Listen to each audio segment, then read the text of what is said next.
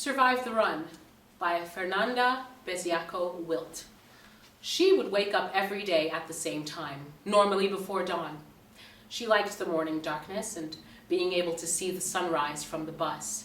She would always take the first bus in the morning, after having a small breakfast and rushing to the bus stop, only to be there waiting 5 minutes for the bus. It was always like this. She liked the routine. When it was time for her to get off the bus, she would wait for the bus to completely stop, and then she would get up and get off. She had no rush once she was inside the bus. She would listen to some music and muffled the sound of the other early passengers. To get to her destination, she had to walk a few minutes. She would walk in a slow pace. She was always a half hour too early, so she didn't need to run. Sometimes she would see a few people around, and once in a while she would say good morning because she was polite and nice, most of the time at least. However, one particular day, she had a strange feeling. A cold wind blew through her hair, and she shivered. During the small walk she had to do between the bus stop and her work, there wasn't a soul around except for an old man that was carrying a trash bin. He was wearing a heavy, faded blue jacket. His gloves were cut to let the tips of the fingers out. His hat was gray and worn out. He had scary eyes. When she passed by him, she felt the fear running through her veins. She said good morning in a whisper. He looked at her with what seemed to be anger. She didn't have time to think, to scream, nor to run. In a fast movement, he knocked her out. She fainted in his arms, and in another agile movement, he dumped her body inside the trash bin he was carrying. No one to see, no one to hear, no one to help. She was sent into a deep, dreamless sleep.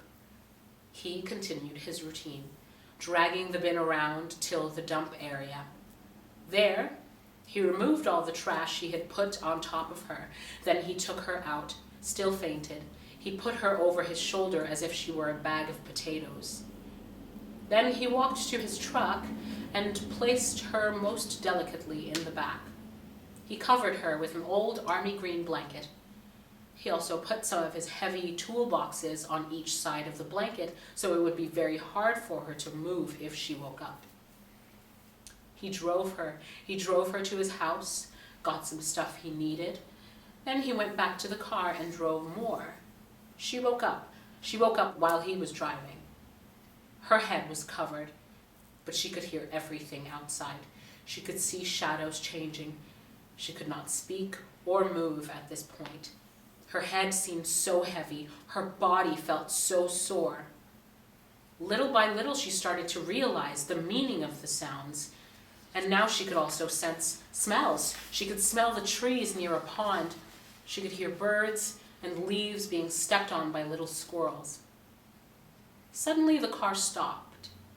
The music on the radio that he was listening to, without paying attention, also stopped. She held her breath. She closed her eyes. She didn't want him to know that she was awake. She didn't want him to hurt her. She wanted to run with all her strengths. He opened the back of the truck, removed the heavy toolboxes. He removed the old blanket.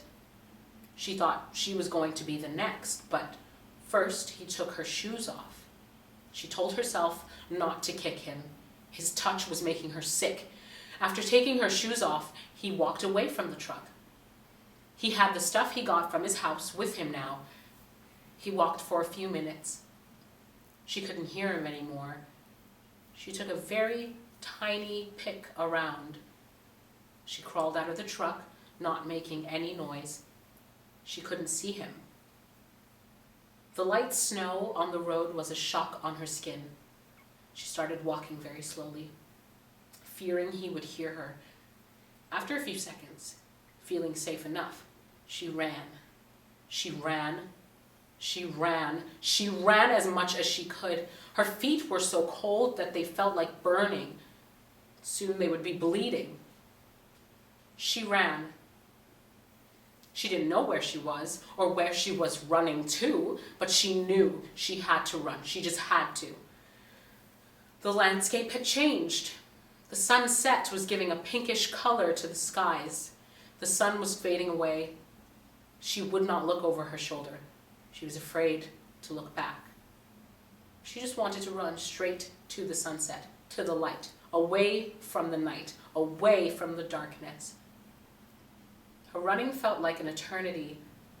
After a while, she didn't know if she was dreaming, if she was awake. She kept running. She kept running for her life. She would never stop. In her mind, she would never die.